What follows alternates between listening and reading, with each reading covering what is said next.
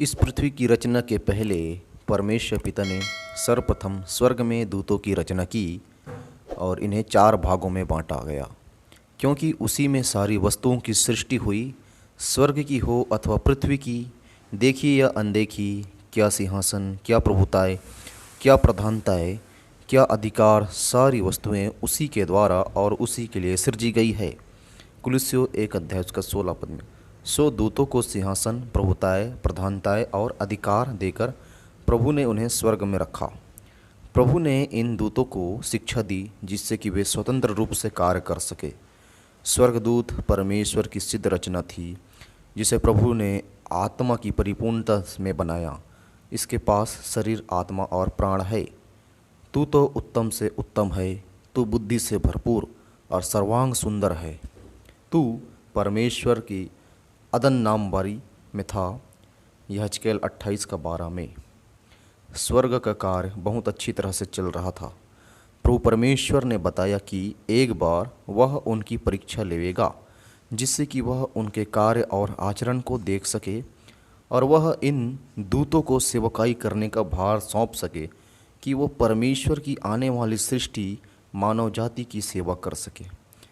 क्या वे सब सेवा टहल करने वाली आत्माएं नहीं जो उद्धार पाने वालों के लिए सेवा करने को भेजी जाती है। इब्रानियों 1 अध्याय उसका 14 में। जब मैंने पृथ्वी की नींव डाली तब तू कहाँ था? यदि तू समझदार हो तो उत्तर दे। उसकी नाप किसने ठहराई? क्या तू जानता है? उस पर किसने सूत खींचा? उसकी नींव कौन सी वस्तु पर रखी गई? या किसने उसके कोने का पत्थर बिठाया? जबकि भोर के तारे एक संग आनंद से गाते थे और परमेश्वर के सब पुत्र जय जयकार करते थे। अय्यूब 38 अध्याय 4 से 7। लूसीफर, भोर के तारे को प्रभु ने पृथ्वी की रचना करके उसका कार्यभार संभालने के लिए पृथ्वी पर अधिकार दिया ताकि वह पृथ्वी को आने वाली मनुष्य पीढ़ी के लिए तैयार करे।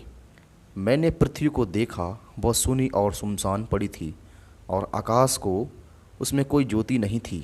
यहोवा के प्रताप और उसके भड़के हुए प्रकोप के कारण उसके सारे नगर खंडर हो गए। यिर्मयाह 4 अध्याय उसका 23 से 26 में।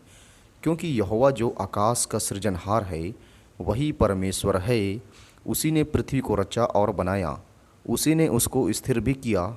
उसने उसे सुनसान रहने के लिए नहीं परंतु बसने के लिए बनाया। यशायाह 45 का 18 में।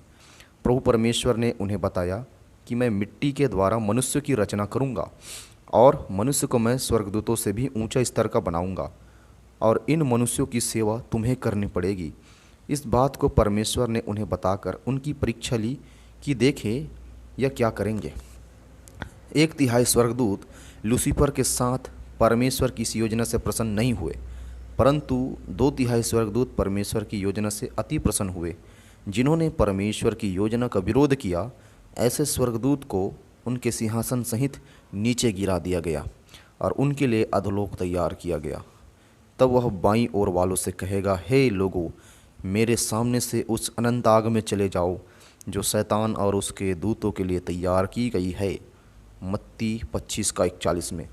ये स्वर्गदूत जो सिद्धता में आत्मा के द्वारा तैयार किए गए थे, जब इन्होंने परमेश्वर की योजना का विरोध किया तब परमेश्वर ने उन्हें क्षमा नहीं किया क्योंकि वे सिद्धता में बनाए गए थे। इसलिए ये गिराए हुए दूत 4 भागों में बट गए ताकि वे परमेश्वर की भविष्य में आने वाली रचना मनुष्य के वंश के विरोध में लड़ सके। क्योंकि हमारा यह मलयुद्ध लहू और मांस से नहीं परंतु प्रधानों से और अधिकारियों से और इस संसार के अंधकार के हाकिमों से और उस दुष्ट के आत्मिक सेनाओं से हैं जो आकाश में हैं। इफिसियों 6 का 12। ये भी पृथ्वी पर सिंहासन, अधिकार, प्रधानताएं और प्रभुता को लेकर 4 भागों में बट गए, परंतु इन सब गिराए हुए दूतों का लूसीफर सरदार है। जब लूसीफर पृथ्वी की रचना के कार्यभार को संभाल रहा था तब उसने बहुत ही लगन से अद्भुत कार्य किया था। मैंने पृथ्वी पर देखा, वो सूनी और सुनसान पड़ी थी। सारा देश उजाड़ हो जाएगा तो भी मैं उसका अंत न कर डालूंगा। यिर्मयाह 4 23 से 26 में। परंतु जैसे ही पृथ्वी पर स्वर्ग से ये दूत गिराए गए, पृथ्वी परमेश्वर के प्रकोप से जलने लगी। पर पवित्र परमेश्वर आत्मा ने जल उंडेल कर उसे ठंडा किया। यह पृथ्वी बेडौल और सुनसान हो गई, और पृथ्वी बेडौल और सुनसान पड़ी थी, और गहरे जल के ऊपर अंधियारा था, और परमेश्वर का आत्मा जल के ऊपर मंडराता था। उत्पत्ति 1:2। यह चारों गिराए हुए स्वर्गदूत चार टुकड़े में बट गए। पहला लूसीफर, दूसरा बालजबूब, तीसरा पाइथन, चौथा अपुलियान। ये आकाश के अंधकार की दुष्ट आत्मिक सेनाओं के रूप में वास करने लगे। बालजबूब को इस संसार का अधिकार दिया गया। मैं अब से तुम्हारे साथ और बहुत बातें न करूँगा, क्योंकि इस संसार का सरदार आता है और मुझसे उसका कुछ नहीं। यूहन्ना 14:30 में उसने बड़ी चालाकी से आदम के अधिकार को ले लिया और वह इस संसार का राजा बन गया।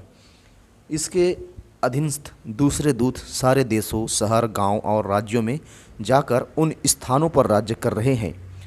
बालजबूब तो शैतानी राजकुमार, भूतों का राजकुमार, मक्खियों का राजा और गोबर का राजकुमार कहते हैं।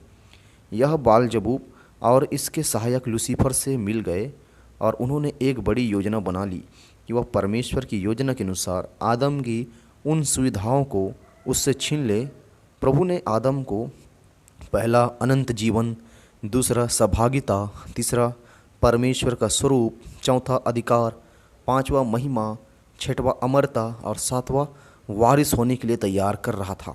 सो इन गिराए हुए दूतों ने योजनाबद्ध तरीके से कार्य को किया। परमेश्वर ने आदम हव्वा को पहले से बता दिया था कि एक दिन उनकी भी परीक्षा होगी, सो वे बहुत ही सतर्क रहे। परंतु लूसीफर ने आदम और हव्वा को उस दिन अलग किया और उन्होंने परमेश्वर के द्वारा वर्जित उस भले और बुरे के ज्ञान को, फल को रख लिया। उत्पत्ति 2:17 में, पर भले या बुरे के ज्ञान का जो वृक्ष है उसका फल तो कभी न खाना। बालजबूब एक शक्तिशाली है, परंतु फरीसियों ने यह सुनकर कहा, यह तो दुष्टात्माओं के सरदार शैतान की सहायता की बिना दुष्टात्मा को नहीं निकालता। परंतु यदि मैं परमेश्वर की आत्मा से दुष्टात्मा को निकालता हूँ तो परमेश्वर का राज्य तुम्हारे पास आ पहुँचा है। मत्ती 12:24-30। पूरा संसार इस दुष्ट के अंधकार से ग्रसित है। उसी ने हमें अंधकार के वश से छुड़ाकर अपने प्रिय पुत्र के राज्य में प्रवेश कराया। पहला कुरिन्थियों 1:13। और पांचवें ने अपना कटोरा उस पशु के सिंहासन पर उंडेल दिया और उसके राज्य पर अंधेरा छा गया और लोग पीड़ा के मारे अपनी जीभ चबाने लगे।